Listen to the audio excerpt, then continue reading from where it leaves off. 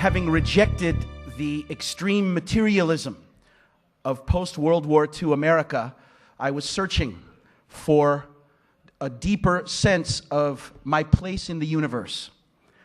After studying many religions, I'm very, very happy to share these principles which come from the insight of Reverend Moon. I learned them based upon biblical teaching, and yet I think you'll see their universal application. My presentation is based on some fundamental assumptions that the universe is based upon order, law, and principle. It's not random or chance. And that we can see within those laws and principles fundamental characteristics that are common to all forms of life. We can see principles. Some of the characteristics, masculinity and femininity, the harmony of all things. Some of the principles, all things serve a greater purpose than themselves. For example, nothing lives by itself, there's interrelationality, and nothing lives for itself. Therefore, we can also see values in the universe around us. The creation, the natural world around us is itself a scripture that can teach us many things, is it not? And so, not only because these values are enshrined in the world's scriptures, but because they are the essence of the world we see around us, we can understand these universal values. All things in the universe have purpose and value. And love is the highest purpose and the greatest value we can see expressed in life. Love then also has order. Love is not just a free emotion expressed as one would want to in any way, centered on myself, using others. Love has order. Love has principle. Love also has purpose, direction, and value. We each have our own unique purpose, where we live, what we decide to do, our career, our choice of living place, our marriage partner, all the many, many individual creative choices.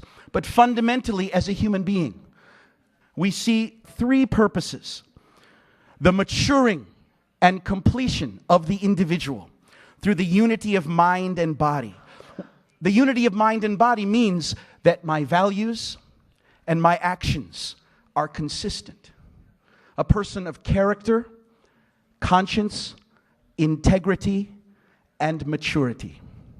Such an individual is the foundation of a stable, loving, and lasting relationship. Lasting relationships also are not just based upon a feeling, an impulse, a desire of what feels good. Unfortunately, our current Western culture promotes that kind of understanding of self-centered satisfaction as the basis for attraction, a false understanding of love. But when we have such a mature man and woman of conscience and character and integrity, that's the foundation of lasting love and true family. Such a family becomes the foundation for a stable, loving, peaceful community, society, nation, and world. And when such people of conscience, character, and integrity relate with the natural world, the environment around us, our motive would be for the sake of a greater good. Caring for the natural world, using resources wisely, relating with a purpose greater than myself. But the sad fact, the sad reality, is that we don't see a harmonious relationship between humanity and our environment, do we? We see a distorted relationship between human beings and the created world. It's not only industrialized nations, greenhouse gases, strip mining, deforestation, the end of the rainforests, subsistence farming, and all of the ways in which we plunder and abuse and ravage our environment selfishly. Then why does that occur? It's because we don't see also the proper order and harmony and social relationships because of poverty, because of inequality, because of materialism, because of selfishness and greed. We abuse the environment for our own purpose. Likewise, we see not an ideal relationship between husbands and wives. Spousal abuse, infidelity, divorce rampant, and throughout history, a false relationship between men and women. Some of our ancestors invaded the countries of the ancestors of others. And what happened when the army invaded? Always rape, always abuse of those who were unprotected and in a vulnerable situation. But the root of it, the heart of it, is on the individual level, the contradiction within our own nature. It's extreme in the case of many. The loss of any sense of the value and meaning of our life. How to use my life for the greatest good. But fundamentally within every individual, I'm going to ask this great, august, and respected audience of global leaders. How many of you have experienced knowing you should do something, and yet when no one is looking, being unable to do what you knew was right? My hand is up. I'm going to ask again, how many of you have experienced knowing you shouldn't do something? This is confession time. No specifics. How many of you have experienced knowing you should not do a certain thing, that it was unhealthy, unproductive for you or a relationship or a commitment? And yet when no one was looking, not being able to control the desire to do it. My hand is up. Thank you. I thought maybe I was the only one. So herein lies the problem. The problem is that the dividing line between good and evil is not between rich and poor, as so many have thought, in anger wanting to rise up and strike those who owned and controlled. The dividing line between good and evil is not between Protestant and Catholic, or Shia and Sunni, or Muslim and Christian, rich and poor, between races. It's not between families or classes or all of the lines that we've drawn. But the dividing line between good and evil runs right down the middle of each one of us. And the struggle goes on daily. And that individual struggle destabilizes our relationships, undermines family commitment. How many are husbands here? How many are husbands here? Forgive me for asking you to raise your hand. I don't mean to take you to school. Maybe you must be better than me, but I know the biggest aggravation for my wife is that what I say, I don't always do. What I promise, I can't always fulfill. Let me tell you a short story. It's the only story I'll tell because we don't have time. 15 years into my marriage, my wonderful, lovely Korean-born wife, a Korean farmer's daughter. I'm an American big city kid. We sat down on the front porch of our home in New Jersey. And I wanted to tell her how much I wanted to communicate more deeply and take time to understand each other. But first I asked her, what are the 3 things you would like me to change? And you know what my wife said? I might have expected, something very profound. She said, be on time. Clean up. And do what you say. Those 3 things. Unselfishness, living for the sake of others, is the basis of goodness. And from it we see humility, service, forgiveness, generosity, and fair-mindedness. Unselfishness for the sake of others is also the basis of true love. Living for the sake of others, unconditional giving, and the capacity to forgive. On the other hand, when we live only for myself, It's the basis for evil, for arrogance, lust, exploitation, vengeance, jealousy, resentment, greed, and prejudice. By living only for the sake of myself, my giving becomes conditional. I'm always looking out for, calculating what I've given and what's the reward. And it's easy to hold a grudge, to seek a payback, to never forget what was done to me and want to answer back with a fist. False love is changeable and short-lived, without principle or higher purpose. And it's the fruit of a weak and immature character. False love promotes the attitudes and actions that lead to conflict, anger, jealousy, infidelity and promiscuity, disrespect and rebellion, violence and murder.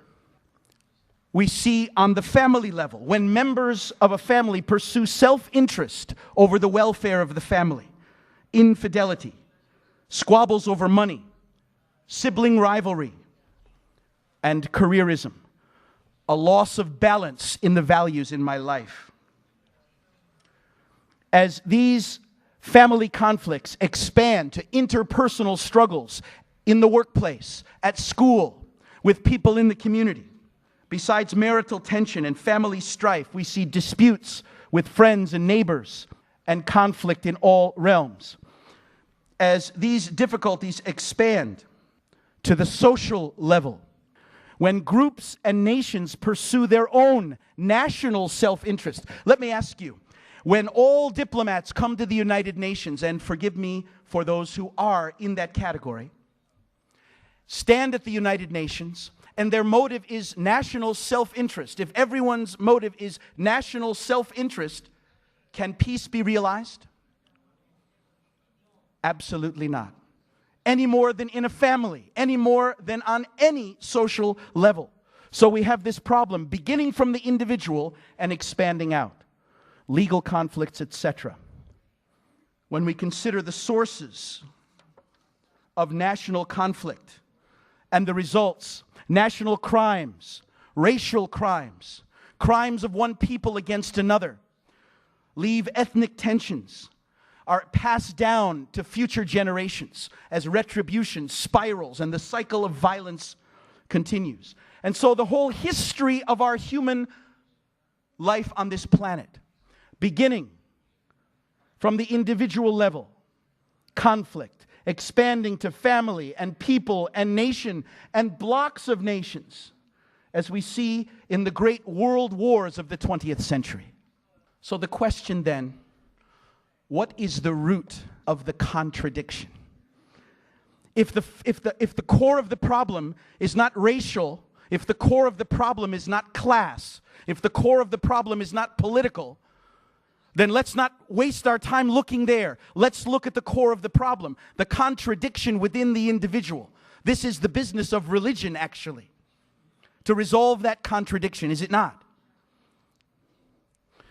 Anthropologist Richard Heinberg, in his book Memories and Visions of Paradise, said people in every culture and age have insisted that evil had a specific cause, that the contradiction began at a specific point, in other words.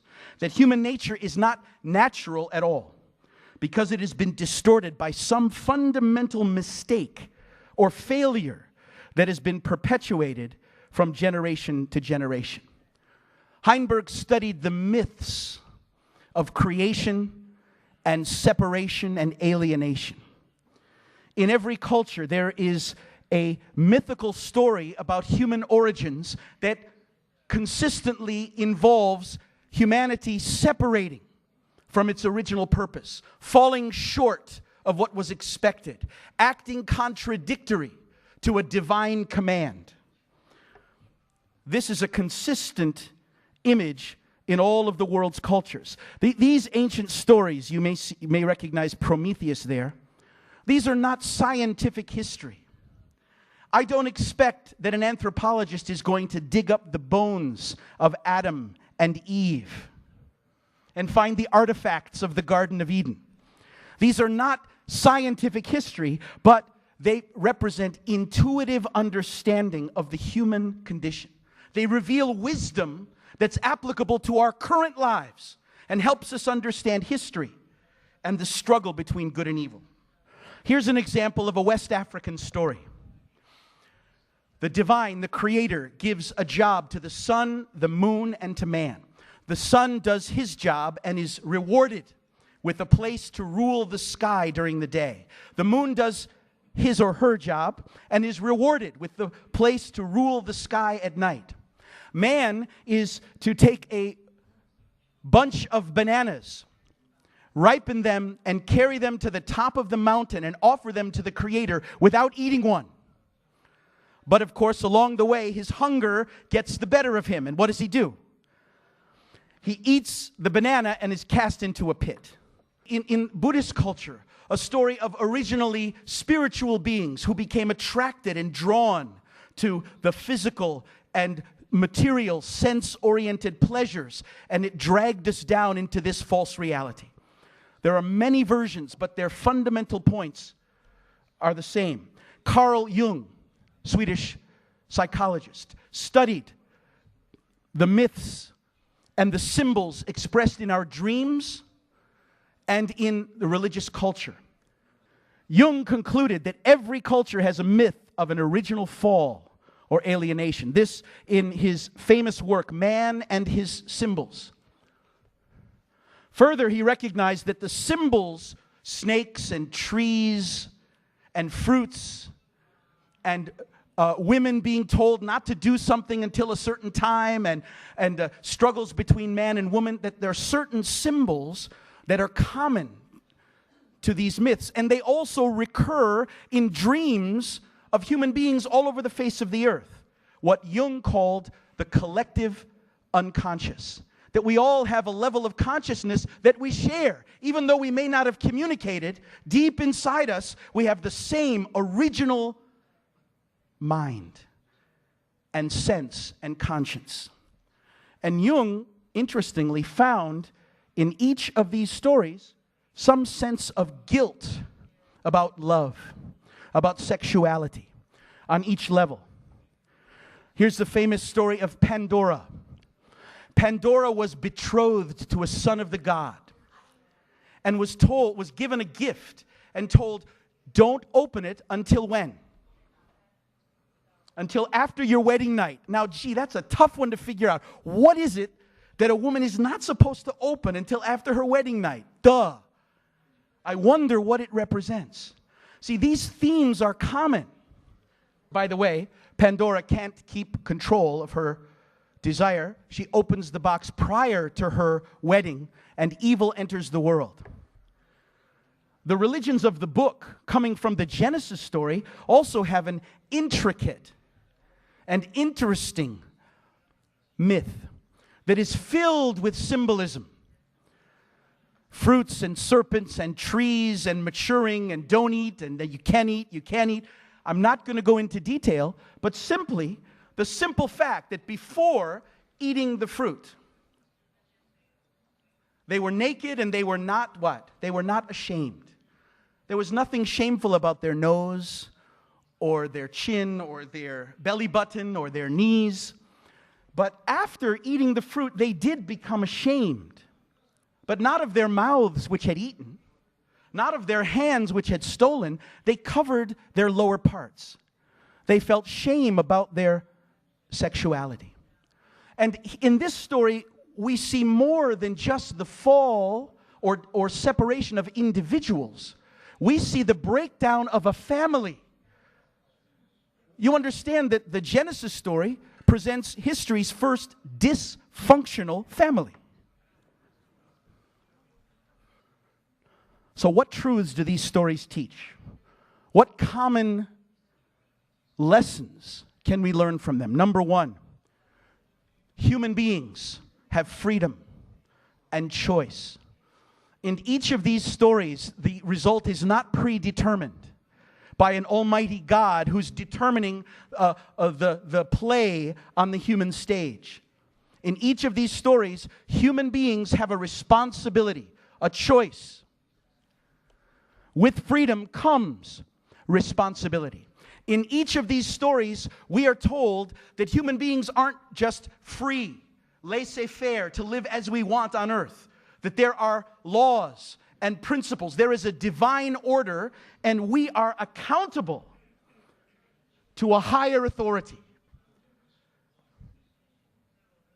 Wherever you locate that authority, in the laws of the universe, in the divine potential within the individual, or in an almighty, transcendent God, as I do.